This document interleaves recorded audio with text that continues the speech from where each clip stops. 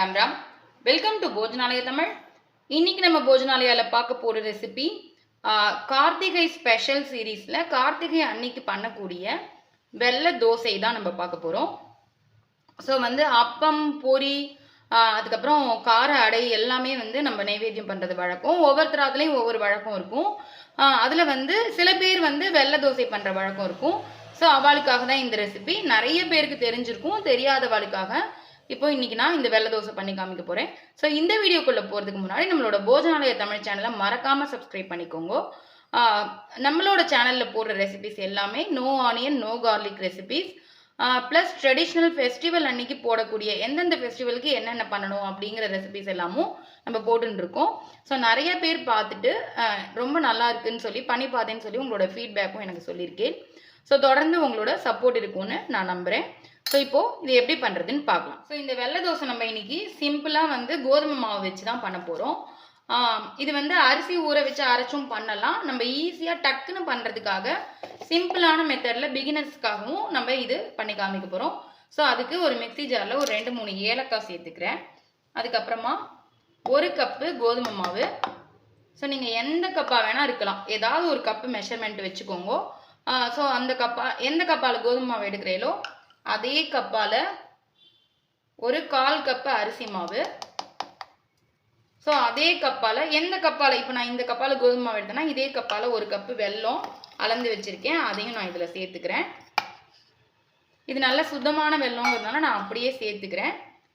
அதுக்கப்புறம் திருகின தேங்காய் ஒரு 2-3 டேபிள் ஸ்பூன். நல்ல தேங்காய் போட்டோம்னா தான் இந்த ஸ்வீட் தோசை நல்ல ஒரு டேஸ்ட்டாக சூப்பராக இருக்கும்.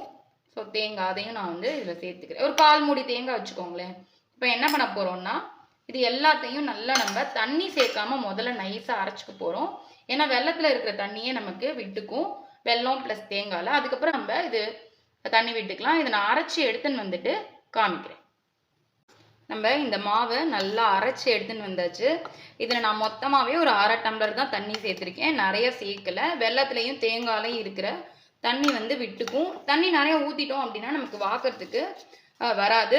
ஸோ இந்த கன்சிஸ்டன்சிக்கு மாவை ரெடி பண்ணி வச்சுக்கோங்க. நான் போட்ட இந்த 1 கப்புக்கு கண்டிப்பாக ஒரு 5லேருந்து 6 தோசை நிச்சயமாக வரும். ஸோ நம்ம பார்க்குற சைஸை பொறுத்து.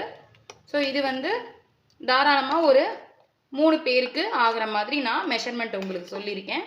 நீங்கள் உங்களுக்கு இருக்கிற நபர்களுக்கு ஏற்ற மாதிரி குவான்டிட்டி கூட குறைச்சி இது பண்ணிக்கோங்க. பாருங்கள், மாவு சூப்பராக வந்துடுது. தோசைக்கல் ஆல்ரெடி நான் காய விட்டுருக்கேன். ஸோ இது நம்ம நெய்யில் வாத்தோம்னா தான் நல்லாயிருக்கும். ஸோ அதனால் நெய் விட்டுக்கிறேன். ரொம்ப ஈஸியாக டக்குன்னு நம்ம இது பண்ணிடலாம். உங்களால் வேறு எதுவும் பண்ண முடியலன்னா கூட இதை கண்டிப்பாக நீங்கள் நைவேத்தியமாக ஈஸியாக பண்ணிடலாம் ஒரு 5-10 நிமிஷத்தில். இது ஒன்றும் ஊற வைக்கணும்லாம் கிடையாது. ஃபஸ்ட்டு விடும்பொழுது கொஞ்சம் நெய் கூட விட்டுக்கோங்க. இப்போ பார்த்தீங்கன்னா கல் நல்லா காஞ்சிருது. நம்ம ஆல்ரெடி நெய் விட்டு வச்சுருக்கோம். கொஞ்சமாக ஒரு கரண்டி மாவு எடுத்துட்டு இந்த மாதிரி வாத்துனோம் அப்படின்னா நமக்கு சூப்பரான வெள்ளை தோசை கிடைக்கும். இது மீடியம் ஃப்ளேமில் வச்சு பண்ணணும். ஏன்னா இது வெல்லம் போட்டிருக்கு அப்படிங்கிறதுனால டக்குன்னு தீஞ்சு போயிடும். கொஞ்சம் பொறுமையாக வெந்ததுக்கு அப்புறமா நான் உங்களுக்கு திருப்பி காமிக்கிறேன். ரொம்ப பெருசாக வச்சிட்டோம்னா அடியில் கறிக்கிடும், அதுக்கப்புறம் மேலே வேகாது. நல்லா வேகட்டும், நான் காமிக்கிறேன். இப்போது ஒரு பக்கம் வெந்துடுத்து, பொறுமையாக நான் திருப்பிக்கிறேன். இது பாருங்கள் எவ்வளோ ஒட்டாமல் சூப்பராக நமக்கு வந்திருக்குன்னு. ஸோ இப்போது இன்னொரு பக்கம் நல்ல பொறுமையாக வெந்ததுக்கப்புறம் எடுத்தோம் அப்படின்னா நமக்கு சூப்பர் சாஃப்டான வெள்ளை தோசை கிடைக்கும். இது ரொம்பவே சிம்பிள் தான், நீங்கள் டக்குன்னு பண்ணிடலாம். சப்போஸ் ஆஃபீஸ் போகிற வாழை இருக்கேள், வெளியில் எங்கேயோ போயிட்டு நம்மளால் ஈவினிங் நைவேத்தியம் பண்ண முடியல அப்படின்னா இது நீங்கள் ஈவினிங் ஒரு 5 நிமிஷத்துலேயே ரெடி பண்ணிடலாம். ஸோ நிறைய பேர் அதில் இதுவும் ப்ளஸ் அந்த காரமான அடையும் பண்ணுறது வழக்கம். நான் அந்த அடையோட ரெசிபியும் நான் ஆல்ரெடி போட்டிருக்கேன். ஸோ அவாவால் ஆற்று வழக்கம் என்னவோ அதுக்கேற்ற மாதிரி பார்த்துக்கோங்க. பண்ண முடியாதவா இந்த மாதிரி டக்குன்னு பண்ணிடலாம். இப்போது அந்த பக்கமும் நல்லா வெந்துடுது. இது பாருங்கள் கோல்டன் ப்ரௌனில். இதை இப்போ நம்ம எடுத்துடலாம். நான் உங்களுக்கு இன்னும் 1 வாத்து காமிக்கிறேன். இது ரொம்ப மெல்லிஸாக நீங்கள் வாத்துனா ஒட்டிக்கும் வராது. ஸோ ஓரளவுக்கு கனமாக இருக்கிற மாதிரி பார்த்துக்கோங்க. மாவோட கன்சிஸ்டன்சி ரொம்ப நீர்த்து போயிடாமல் அது மட்டும் நம்ம பார்த்துட்டோன்னா போதும். ஸோ அரைக்கிறதுக்கு முன்னாடி முதல்ல அந்த வெல்லத்தை போட்டு நல்லா சுற்றின்ட்டு அதுக்கப்புறமா கொஞ்சமாக ஜலம் விட்டு அரைச்சோம் அப்படின்னா இந்த வெள்ளை அடை ரொம்பவே சூப்பராக வரும். ஸோ இதுவும் இன்னொரு பக்கம் வெந்திருக்கு. இது பாருங்கள் எவ்வளோ ஒட்டாமல் நமக்கு ஈஸியாக எடுக்க வருதுன்னு.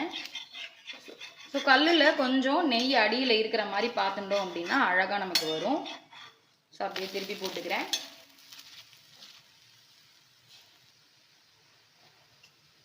ஸோ இப்போ இதுவும் வெந்துடுத்து பாருங்க எவ்வளோ சூப்பராக வந்திருக்குன்னு.